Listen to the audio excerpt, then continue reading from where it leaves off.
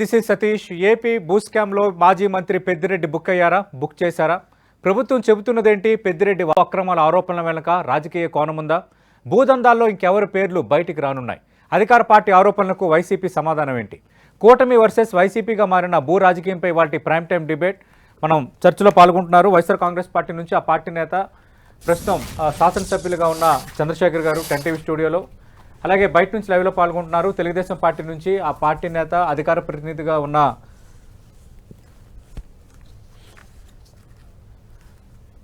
ప్రసాద్ గారు డిబేట్లో జాయిన్ అవుతున్నారు. రైట్, చంద్రశేఖర్ గారు, పెద్దిరెడ్డి రామచంద్రారెడ్డి మీ పార్టీకి సంబంధించిన కీలక నేత, మాజీ మంత్రి, భూ ఆక్రమణలకు పాల్పడ్డారు, అటవీ భూములు ఆక్రమించుకున్నారన్న ఆరోపణల నేపథ్యంలో ప్రభుత్వం ఆల్రెడీ ఒక కమిటీ వేసింది. కమిటీ విచారణ జరుపుతుంది. విచారణ వచ్చిన తర్వాత ఖచ్చితంగా చర్యలు తీసుకుంటామని ప్రభుత్వం ఆల్రెడీ ఒక ప్రకటన చేసింది. మరోవైపు ఒక్క పెద్దిరెడ్డి రామచంద్రారెడ్డే కాకుండా ఇంకా చాలామంది నేతలు ఉన్నారంటూ ఈరోజు తెలుగుదేశం పార్టీ నుంచి మంత్రులు కూడా చాలామంది మాట్లాడారు. ఏం చెప్తారు ఈ భూ ఆక్రమణకు సంబంధించి? అంటే అధికార దుర్వినియోగానికి మీరు అధికారంలో ఉన్నప్పుడు పాల్పడ్డారని భావించాలా? అందరికీ నమస్కారం సార్. ప్యానెల్లో ఉన్నటువంటి పెద్దలకి, 10 టీవీ ప్రేక్షకులకి అందరికీ. ఇది కూటమి ప్రభుత్వం కాదు, కాసుల కేసుల ప్రభుత్వం అని మరొకసారి రుజువైంది. ఈ కూటమి అధికారంలోకి వచ్చినటువంటి 7 నెలల కాలంలో ఏ విధంగా హామీలను ఎగ్గొడుతూ, ఏ విధంగా నీతి ఆయోగ్ ఇచ్చినటువంటి రిపోర్ట్కి వక్రభాష్యం చెప్తూ, గతంలో తప్పుడు అంకెలతో రంకెలు వేసినటువంటి ఈ కూటమి నేతలు అప్పు లేదు అని తెలిసినా కూడా పథకాలని ఎగ్గొట్టే దాని మీద ప్రజల్లో వస్తున్నటువంటి వ్యతిరేకతని పక్కదారి పట్టించడానికి వీరు ఎంచుకున్నటువంటి మార్గం కేసులు పెట్టడం, ప్రతిపక్షం యొక్క గొంతు నొక్కటం, ఈ రాష్ట్రంలో ఉన్నటువంటి కాసుల్ని కొట్టివేయటం.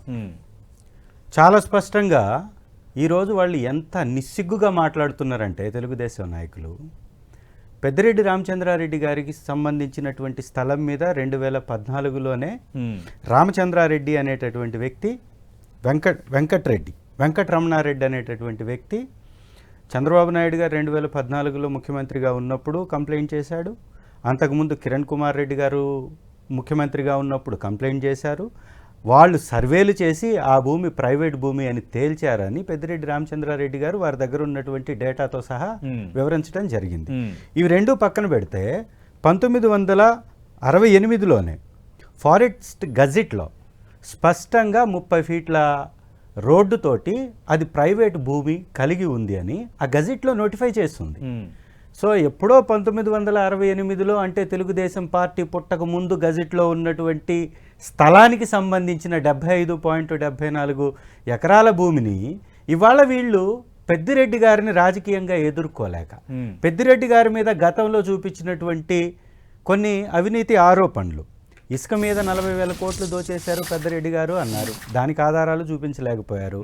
పెద్దిరెడ్డి గారు ఎర్రచందనాన్ని అక్రమంగా రవాణా చేస్తున్నారు అని, దానికి సంబంధించిన ఎర్రచందనం స్టాకు నేపాల్లో పట్టుబడ్డదని సాక్షాత్తు ఇప్పుడు డిప్యూటీ చీఫ్ మినిస్టర్గా ఉన్నటువంటి పవన్ కళ్యాణ్ గారు మాట్లాడారు. ఈ 8 నెలల్లో ఏమన్నా దాన్ని చూపించగలిగారా?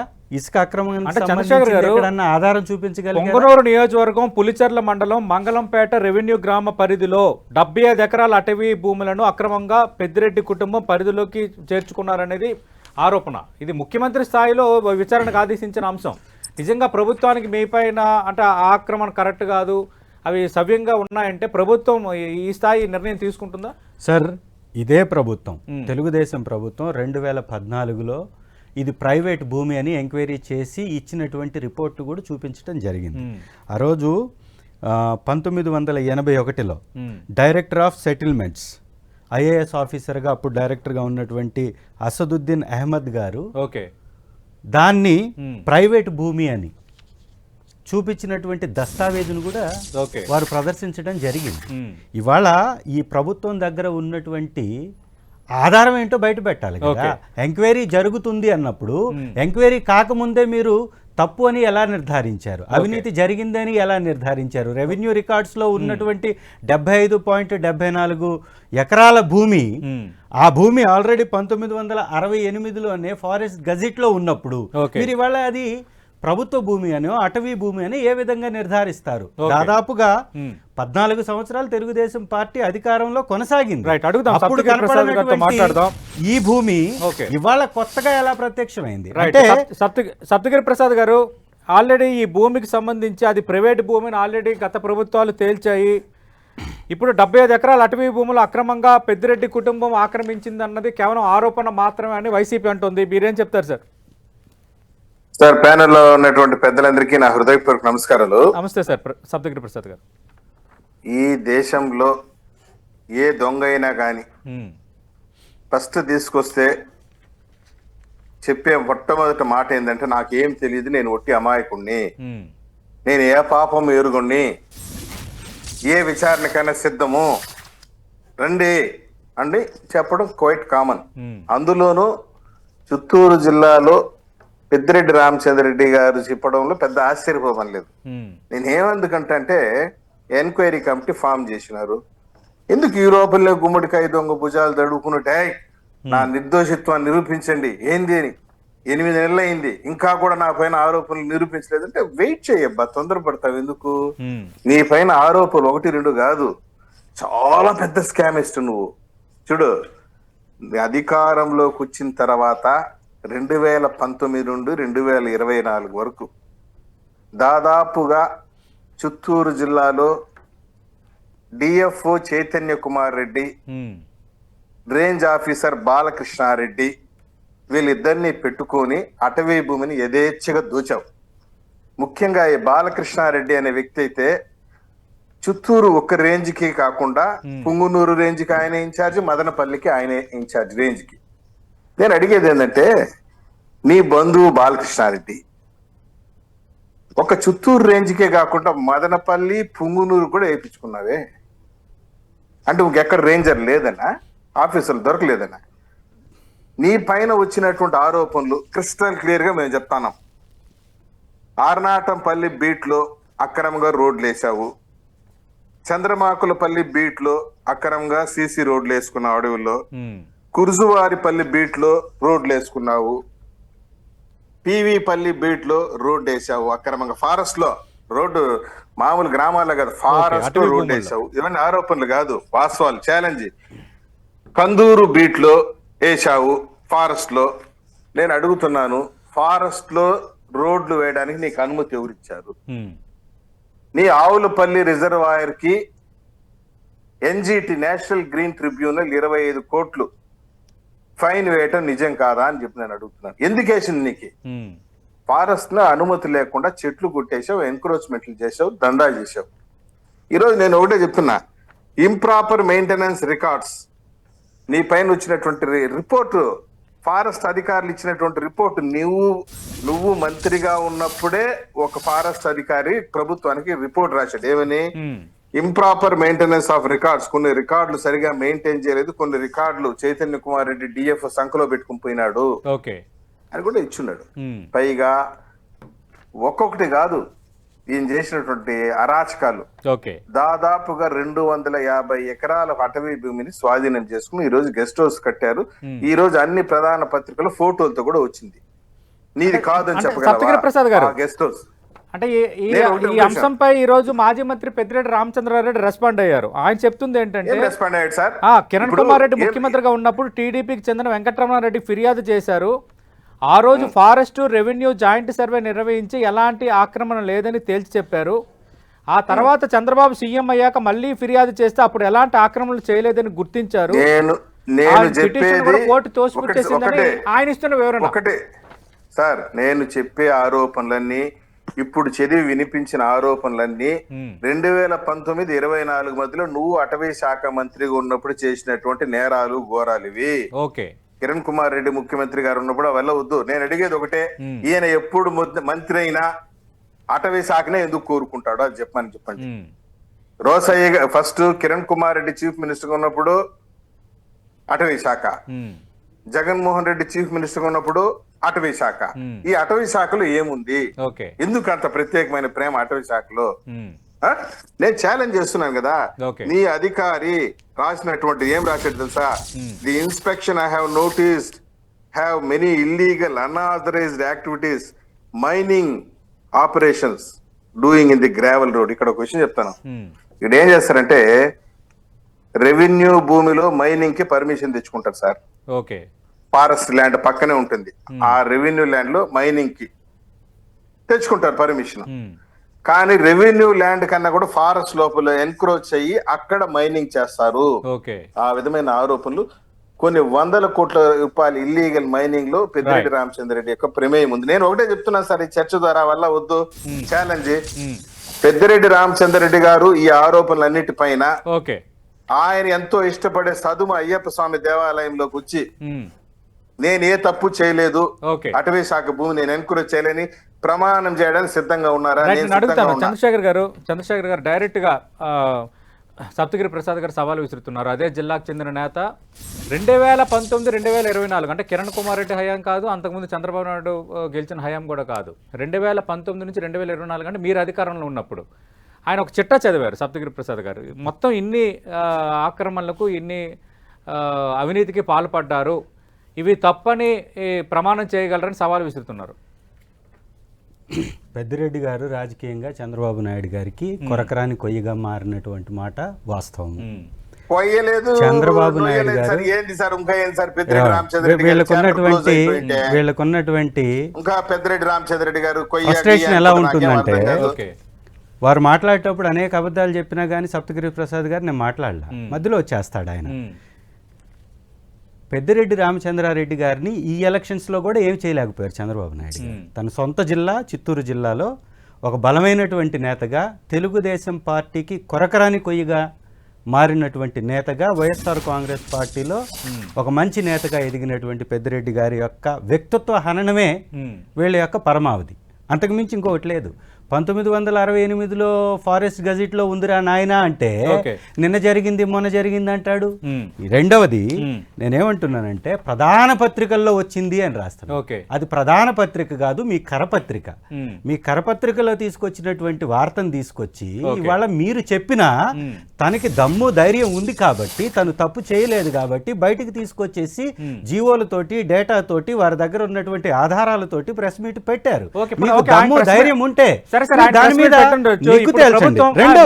మీకు అడుగుతున్నా, ఇప్పుడు ప్రభుత్వం ఒక జాయింట్ కమిటీ ఏర్పాటు చేసింది పెద్దిరెడ్డి రామచంద్రారెడ్డిపై విచారణకి.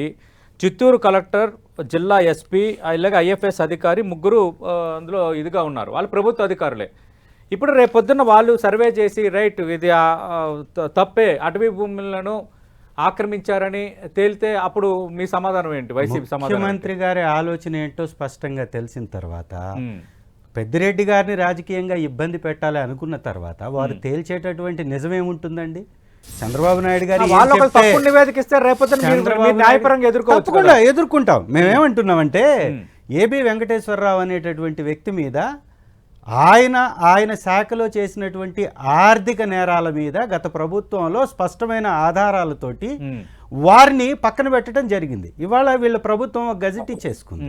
ఆయనకి పక్కనున్నటువంటి కాలానికి కూడా పూర్తి జీతం చెల్లిస్తున్నట్టుగా ఆయన్ని మళ్ళీ ఇవాళ ప్రభుత్వంలోకి తీసుకొని ప్రభుత్వం తరఫు నుంచి వత్తాసు పలుకుతూ మాజీ ముఖ్యమంత్రి గారిని దుర్భాషలాడినటువంటి వ్యక్తికి ఇవాళ వాళ్ళు చెల్లిస్తున్నటువంటి ధనం ఎవరిది? ప్రజల సొమ్ము. ప్రభుత్వం కావాలనుకొని కాసుల్ని వెనకేసుకోవడానికి అధికారుల్ని అడ్డం పెట్టుకొని వారి అధికారులతోటి తప్పుడు కేసులు పెట్టించడం అనేది సహజంగా జరుగుతున్నటువంటి అంశం. ఇది మనం దాదాపు 8 నెలల నుంచి చూస్తున్నాం.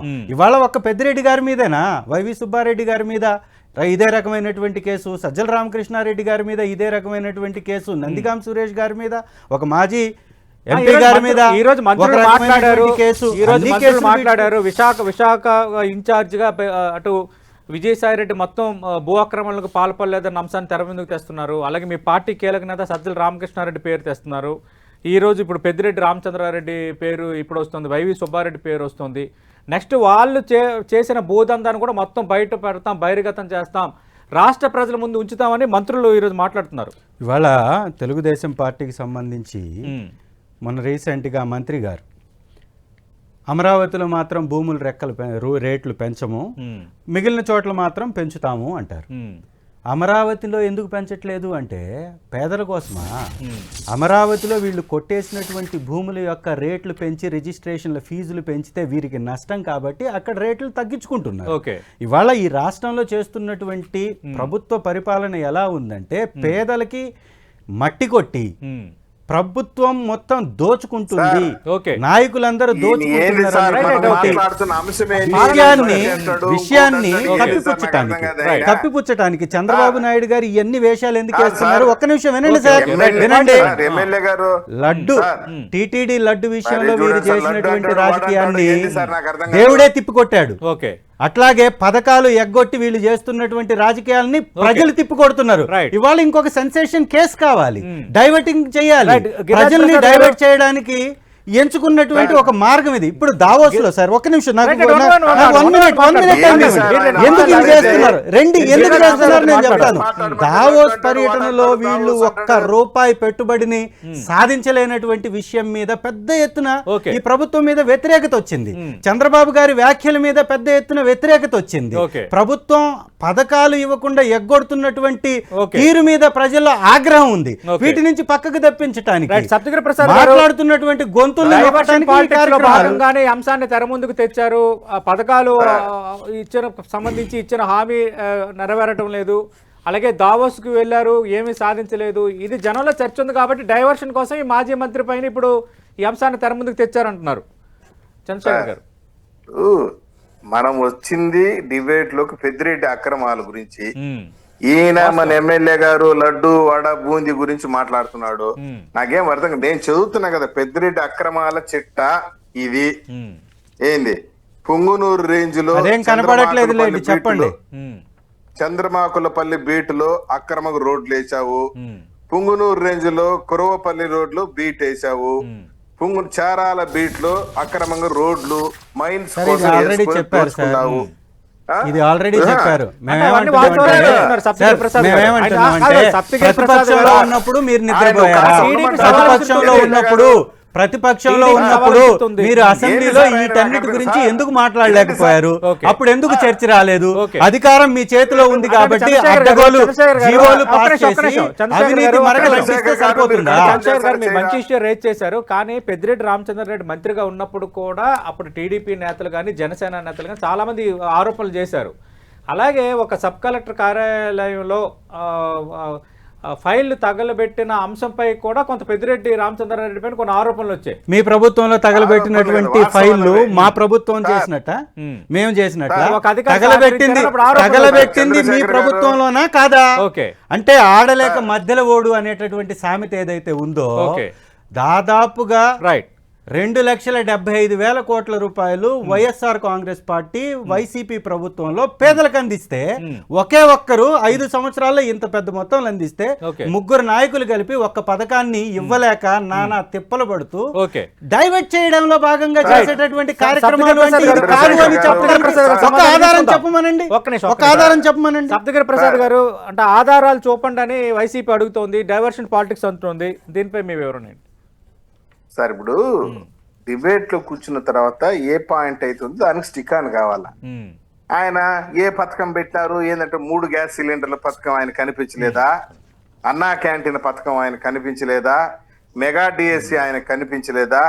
ఫ్రీ శాండ్ పాలసీ ఆయన కనిపించలేదా? ఇవన్నీ కంటి ముందర కనిపిస్తా ఉంటే ఏదోదో మాట్లాడితే నాకు అర్థం. డైవర్షన్ మాకెందుకు అబ్బా డైవర్షన్ పాలిటిక్స్? 8 నెలలు కూడా కాలేదు మేము అధికారంలోకి వచ్చి, 7 నెలలు అయింది. మీ పార్టీ 1 by 1 ఖాళీ అయిపోతూ ఆ ఫ్రస్ట్రేషన్ లో మీరు ఏది పడితే అది మాట్లాడుతూ ఉంటే నాకు అర్థం కాదు. We should stick on to Peddireddy Ramachandra Reddy scam. Forest మంత్రిగా ఉన్నప్పుడు చిత్తూరు టు బెంగళూరు నేషనల్ హైవేలో పలమనేరు దగ్గర అటవీ చెట్లు కొట్టకడే కార్యక్రమంలో కాంట్రాక్టర్ దగ్గర నుండి 27 లక్షలు అప్పుడు డిఎఫ్ఓ చైతన్య కుమార్ రెడ్డి వసూలు చేసి పెద్దిరెడ్డి రామచంద్రరెడ్డి గారికి వాటాలు ఇచ్చారు. ఆ చెట్లు కుట్టినటువంటి చెట్లు రోడ్డు వేసేటప్పుడు ఆ చెట్లు తొలగించిన చెట్లు కూడా అమ్ముకొని తిన్నారు వీళ్ళు. ఇవంతా యథార్థము, ఇవన్నీ రిపోర్ట్లు ఉన్నాయి. అంతెందుకు సార్, నగర వనం పేరుతో పెద్ద ఎత్తున దోచుకుని తిన్నారు. ఇవన్నీ రిపోర్ట్లు ఉండి ఎంక్వైరీ కమిటీ కాన్స్టిట్యూట్ అయింది. ఈ లోపలనే ప్రెస్ మీట్లు పెట్టేది, ఆ ఎరిసేది, దుంకేది, ఈ టీవీల ముందుకు వచ్చి గగ్గోలు పెట్టేది ఏంది సార్? నాకు అర్థం కాదు వీళ్ళ స్ట్రాటజీ.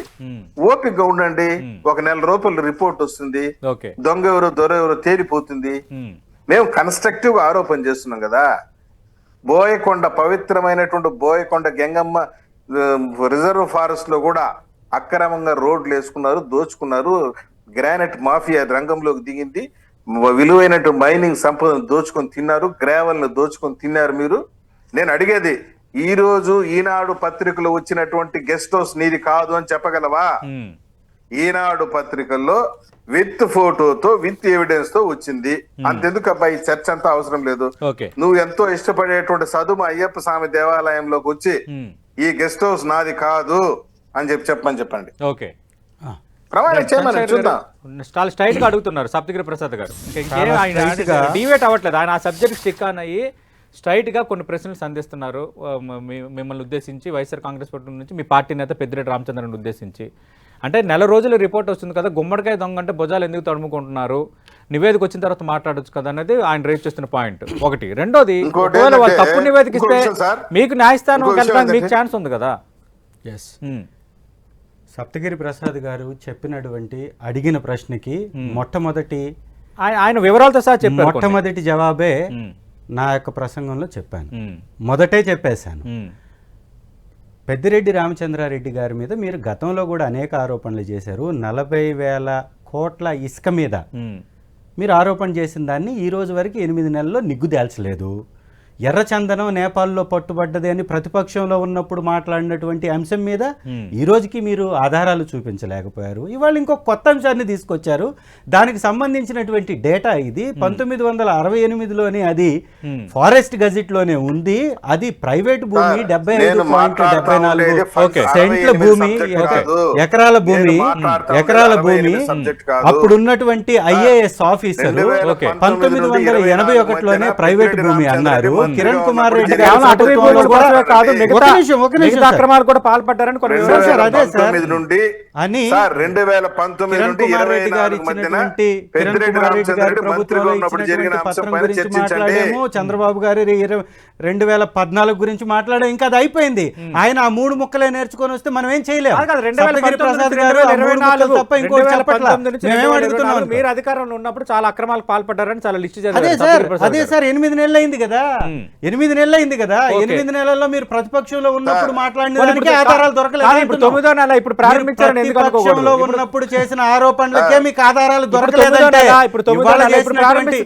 ఇవాళ చేసినటువంటి ఆరోపణలకి మీ దగ్గర సరైనటువంటి ఆధారాలు ఉండవు అనేది వాస్తవం. నేనేమంటున్నానంటే, రిషికొండ మీద బాలకృష్ణ గారి అల్లుడు గీతం యూనివర్సిటీ కింద ఆక్రమించినటువంటి భూములకు సంబంధించిన ఆధారాలతో సహా గత ప్రభుత్వం బయటపెట్టిందే. దాని గురించి ఏమన్నా మాట్లాడేటటువంటి ధైర్యం కొంత భూమిని కూడా ప్రభుత్వం స్వాధీనం చేసుకుంది. భూమి ఆల్రెడీ స్వాధీనం చేసుకుంది. వాళ్ళు అక్రమాలు కట్టడాలు కట్టింది, నిరూపించబడింది. మేమేమంటామంటే సార్, ఒక విషయాన్ని మీరు దయచేసి గుర్తుంచుకోవాలి. తెలుగుదేశం పార్టీ చేస్తున్నటువంటి ఆరోపణలు ఆధారాలు చూపించి మాట్లాడాలి.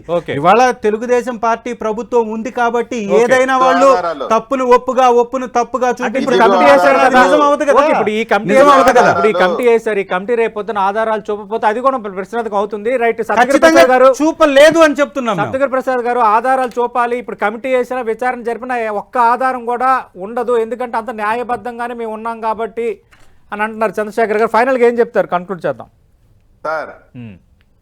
పెద్దిరెడ్డి రామచంద్రరెడ్డి చరిత్ర చిత్తూరు జిల్లాలో జగమెరిగినటువంటి చరిత్ర.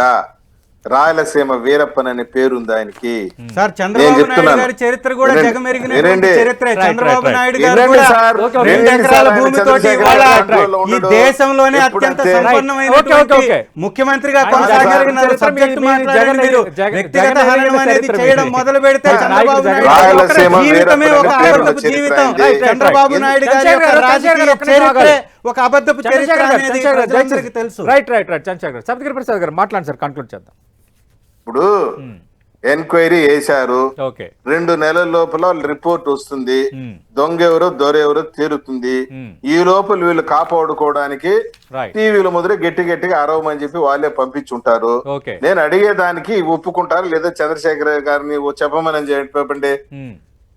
వస్తారా చెప్పండి, చదువు అయ్యప్ప స్వామి దేవాలయానికి నేను కూడా వస్తాను. ఓకే ఇంత క్రిస్టల్ క్లియర్ గా ఆధారాలతో అదే, దాని కూడా మీద చంద్రబాబు పెద్దగా నాయుడు ఉంటే- గారు కూడా తిరుమల వచ్చేసి దాని మీద పెద్ద వారి మీద పెద్దగా కూడా ఉంటే అనేక ఒక్క నిమిషం సార్, వారి మీద కూడా మాట్లాడతారు అనేక సార్. ఆరోపణలు వస్తున్నాయి. ఓకే. తిరుమల క్షేత్రానికి వెళ్లి నేను నా కష్టార్జితం తోటి సంపాదించాను ఓకే, ఈ ఓకే. సంపద మొత్తం అని ఓకే. ఆయన తిరుమల కొండ మీద రైట్ ప్రమాణం ఈ చేస్తారా? సవాల్ అందరూ ఇసురుకుంటారు. అంటే ఏం ఏం జరగదు కానీ, మాట్లాడుతున్నాం బట్ మనం? ఇప్పుడు మాట్లాడేటువంటి చేస్తాం మనం. నేను మాట్లాడాలి. పెద్దిరెడ్డి గారు మీ సొంత తప్పు చేస్తే ఊర్లో మాత్రం పోయి నీకు ప్రమాణం మాటలో చేయండి. మీరు చంద్రబాబు నాయుడు పిలవండి, ఎంత మోడీ ఎంత గారిని పిలవండి. ఆక్రోశంతో వాళ్ళు Thank you, ఉన్నారు. thank you, సార్, ఒకసారి ఏం గమనించండి. మాట్లాడుతున్నారు సార్ ఈయన? మ్మ్. అట్టగా సార్, మ్మ్. నువ్వు ఏందో నీ పైన ఆరోపణ వచ్చింది, నువ్వు సమాధానం చెప్పానంటే నాకు మోడీ చెప్పాలి సమాధానం, ట్రంప్ చెప్పాలి సమాధానం, ఓకే. ఇదా? ఓకే ఆ? రైట్ రైట్ నువ్వు చేసిన అటవీ భూముల దోపిడికి మోడీ సమాధానం గారు, ట్రంప్ చెప్పారు గారు కదా, ఒక్క సమాధానం నిమిషం, ఒక్క నిమిషం, చేస్తారా? చంద్రశేఖర్ గారు, ఒక్క నిమిషం. సమాధానం చెప్పారు. దయచేసి ఒక్క నిమిషం. సప్తగిరి సమాధానం ప్రసాద్ చెప్పారు ఒక్క కదా నిమిషం ప్రెస్ సార్, మీట్ ఒక్క పెట్టి. నిమిషం, ఒక్క నిమిషం. ఇంకేం సమాధానం కావాలి మీకు? సప్తగిరి ప్రసాద్ గారు సార్, మ్మ్.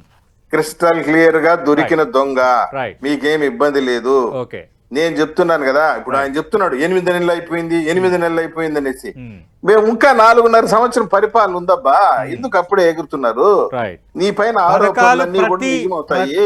రోజు ఇంకొక 5 పథకం నెలలు అందాలండి. చూడు. రైట్ రైట్ రైట్ ప్రతి థ్యాంక్ యూ, పథకం థ్యాంక్ యూ, చంద్రశేఖర్ గారు. చూడబ్బా. క్రమం తప్పకుండా ఇస్తామని రైట్, మీరు అది వాగ్దానం వేరే, చేశారు. అది వేరే, మీరు పాలనపై చర్చ ఇచ్చినటువంటి వేరు. మాట తప్పడం అంటే పాలనపై మోసం చర్చ వేరు, చేయడం, పథకాలపై దగా చర్చ వేరు. చేయడం, ఇది బెదిరించడం, చూడండి. మీ పార్టీ పేదల్ని సంబంధించిన బెదిరించడం, కీలక నేత, పేదల మాజీ కడుపు మంత్రి, కొట్టడం, దానిపైన ప్రభుత్వం దీన్ని చేస్తున్న మర్చిపోయి ఆరోపణలు నిస్సిగ్గుగా మనం చూద్దాం. మాట్లాడతాం చూద్దాం. అంటే సప్తగిరి ప్రసాద్ ప్రజలు గారు అన్నట్టు చీత్కరించుకుంటున్నారు. సప్తగిరి గమనించండి. ఒక్క నిమిషం సప్తగిరి ప్రసాద్ గారు అన్నట్టు దొంగ ఎవరో దొర ఎవరో విచారణ తర్వాత ఖచ్చితంగా తేలుతుంది. మళ్ళీ అదే రోజు మనం ఖచ్చితంగా డిబేట్ పెట్టుకుందాం. రిపోర్ట్ వచ్చిన తర్వాత ఖచ్చితంగా చంద్రశేఖర్ కూర్చుందాం. మీరే రావాలి. ఖచ్చితంగా వస్తాం. మీరు అసలు పెద్దిరెడ్డి వస్తాం. రామచంద్ర రెడ్డి ఎలాంటి తప్పు చేయలేదు మీరు అంటున్నారు, తప్పు చేశారనే అధికార తెలుగుదేశం పార్టీ అంటుంది. అప్పుడు విచారణ సప్తగిరి కమిటీ ప్రసాద్ ఏం గారిని తేలుతుందో నన్నే అప్పుడు మీరు పెట్టండి. దేనికి ఇద్దరు ఉపయోగం ఉండాల్సిన పరిస్థితి అయితే ఖచ్చితంగా ఉంటుంది. థ్యాంక్ యూ సప్తగిరి ప్రసాద్ గారు, థ్యాంక్ యూ చంద్రశేఖర్ గారు. మాజీ మంత్రి పెద్దిరెడ్డి భూ ఆక్రమణకు పాల్పడ్డారు, అటవీ భూములను ఆక్రమించారన్న అంశం సంబంధించి ప్రభుత్వం విచారణకు ఒక కమిటీ వేసిన నేపథ్యంలో కమిటీ ఇచ్చిన నివేదికలో ఏం ఉండబోతుంది, మేము ఎలాంటి తప్పు చేయలేదని వైసీపీ అంటుంది. తప్పులు చేశారు 2019 నుంచి 2024 వరకు, ఇది ఒకటే కాకుండా చాలా అక్రమాలకు పాల్పడ్డారంటే ఇంక చిట్టానే తెలుగుదేశం పార్టీ నేతలు చదువుతున్న నేపథ్యంలో మరి ఏం జరగబోతుంది అన్నది అందరూ ఆసక్తిగా ఎదురు చూస్తున్నారు. ఇది ఏపీ పాలిటిక్స్ సంబంధించి 10 టీవీ ప్రైమ్ టైమ్ డిబేట్.